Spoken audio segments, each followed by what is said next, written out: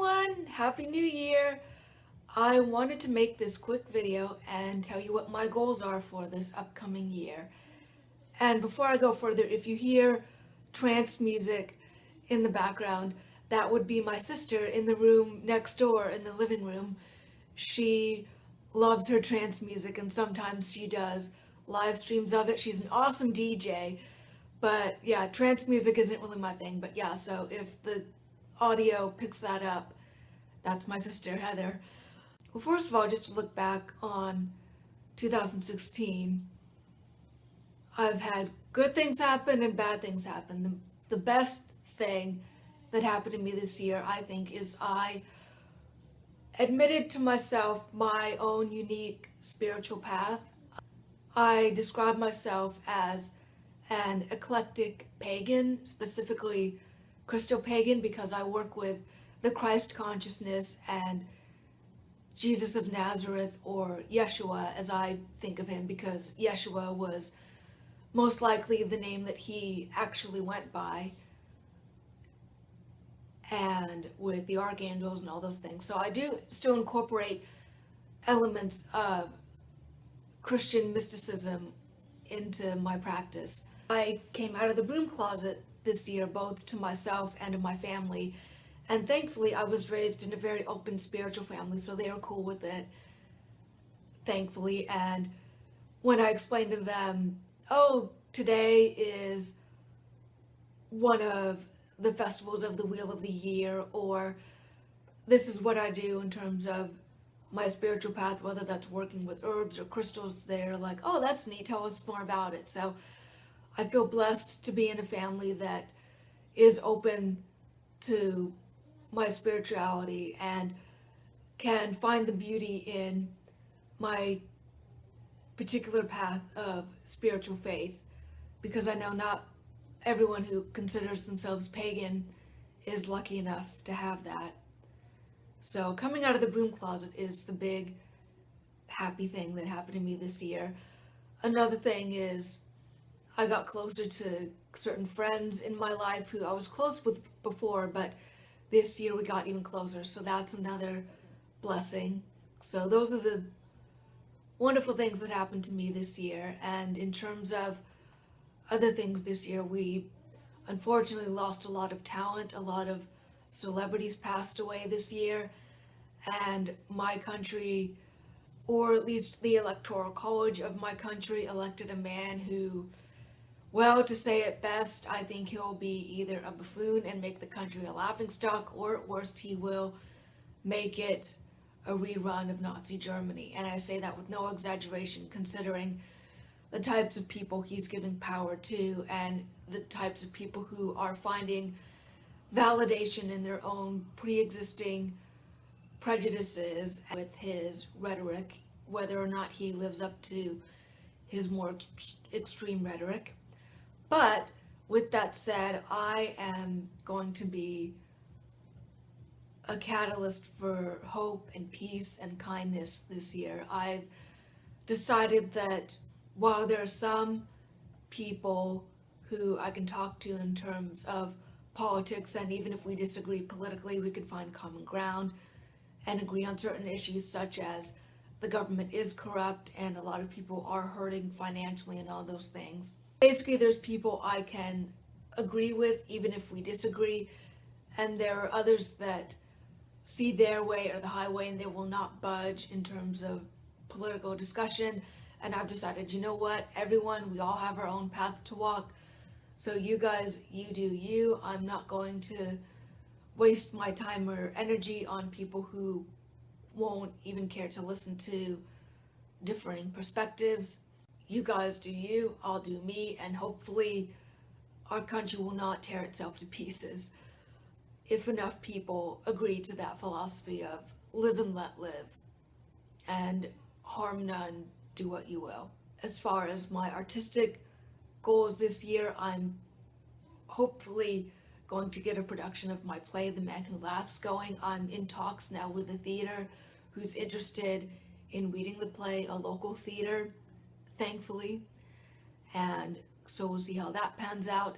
I'm also planning on finishing the first book of a book series I'm working on with a very close, beloved companion of mine. And it's a sci-fi historical book series, and it's my first dive into sci-fi, and it's set in a historical time period I've never written about before, France in the 1930s, so it's been interesting researching that for the book and researching alchemy because one of the characters in the book is an alchemist, and so learning the philosophies of alchemy has been really interesting, and I find that, oh, I actually agree with those. But I can't say much more than that because I don't know if my companion would like me to. Plus, it's also fun to just keep things a secret, but suffice to say, if I had to describe it very briefly, I would say it's my answer to Frankenstein. Not just the original book by Mary Shelley, but also the Karloff Frankenstein films, particularly Bride of Frankenstein. For instance, the character of Dr. Pretorius is this very cold, stoic, calculating character who will pursue science no matter what, even more so than Dr. Frankenstein. There's a quote that Dr. Pretorius says, something to the effect of, "Sometimes I think life would be much more interesting if we were all devils and with no nonsense about angels and being good." And it's like, okay, Dr. Pretorius, first of all, your theology is completely backwards because in Judeo-Christian mythology, the devil that became the devil once was an angel, so he didn't just start off as the devil. And secondly, that philosophy of, oh, wouldn't it be just great if if it was just anarchy and chaos and we all just did whatever we wanted without considering the consequences of our actions. Yeah, that's really scary. Even Dr. Frankenstein in the film was like, Dr. Pretorius, you're going a bit too far, man. You know, if Victor Frankenstein, or Henry Frankenstein as he's named in the movie, you know, if Dr. Frankenstein tells you you're going too far, you're going too far. My book series, it's deals with that type of philosophy and with the characters who are the sort of innocent Frankenstein or creature characters, because there's more than one. The series is basically their adventures and their interacting with humans. And that's all I will say for now, to keep it a surprise. Another goal of mine that I have in mind is to open up and learn more about what it means to be pagan, because I've only been walking the path for less than a year, or at least walking it more openly now that I'm out of the broom closet. So I do want to learn about working with herbs and crystals and things, since I'm still just learning. So if anyone out there has any YouTube video recommendations or things like that, because of my visual impairment, I can't read books for hours on end. I mean, audiobooks are fine, but I can't sit and read for hours on end like I used to be able to do. Also, I want to reclaim the term witch. A witch, the word witch comes from the Anglo-Saxon word Wicca, which means wise one, in reference to local shamans or medicine people who often were not only their village's doctors, but also their spiritual leaders. It was a term of respect and honor and awe, because most witches were older and therefore had wisdom just from being older. And so witch was a term of respect and a term to describe a wise person, someone who fully embraces their spirituality and leads others if they feel called to be a leader, or leads others simply by living by example. And it wasn't until Christianity came and twisted the meaning of witch and witchcraft that it gained negative connotations. Witchcraft is simply working with herbs and crystals and the elements to affect change. It's no different than a Christian praying with prayer beads or praying over if they've made, for instance, a healing blanket for someone, it's no different than them praying and infusing their energy and love and healing vibes or prayers into that blanket.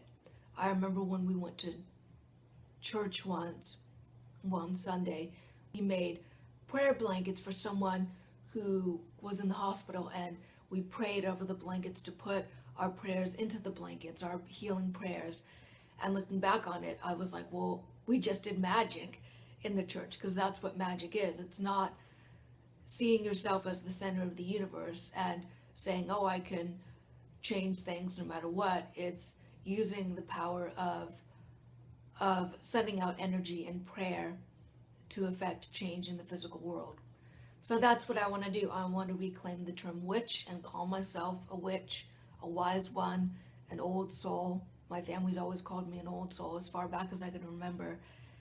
And I've always felt like an old soul, which is both a blessing and a curse at times, because, you know, you're this little 6-year-old child who feels so much older and wiser and isn't really into the things most 6-year-olds are into. So you can feel like an adult or even an old woman trapped in a little kid's body. But so that's another goal of mine, is to reclaim the term witch, to call myself a witch, and to not care if people raise their eyebrows or even act in hostile manners towards me. I am a witch, I am a wise woman, and I would love to learn and share what I learn with others, because it's the circle of life, and because the divine is in nature and the elements and the goodness of humanity. And that's what it means to be a witch, is to learn about that and to share it with others, and to not care if others say otherwise or call you names, or just haters gonna hate based on propaganda. So I am a witch, and I'm going to reclaim that this year. So those are my goals and ambitions for this upcoming year. Whatever you do to celebrate it, have a wonderful time, be safe.